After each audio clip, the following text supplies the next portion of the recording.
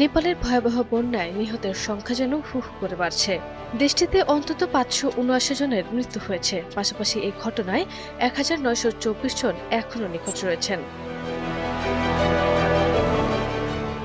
শুক্রবার ২৮ আগস্ট নেপালের দুর্যোগ ব্যবস্থাপনা কর্তৃপক্ষ এই তথ্য জানিয়েছে। চীনের রাষ্ট্রীয় গণমাধ্যম তিব্বতের নেপাল সীমান্তবর্তী এলাকায় গত বুধবারের আকস্মিক এই বন্যায় ৫ জনের মৃত্যুর খবর নিশ্চিত করেছে।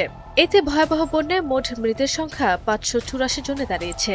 নেপালের দুর্যোগ ব্যবস্থাপনা কর্তৃপক্ষ আরও জানায়, বন্যায় নিখোঁজের সংখ্যা বেড়ে ১,৯২৪ জন হয়েছে। মার্কিন যুক্তরাষ্ট্রের ভূতাত্ত্বিক জরিপ সংস্থা ইউএসজিএস জানিয়েছে, ২০১৫ সালের বিধ্বংসী ভূমিকম্পের পর এটি নেপালে ঘটা সবচেয়ে বড় এবং প্রাণঘাতী বিপর্যয়।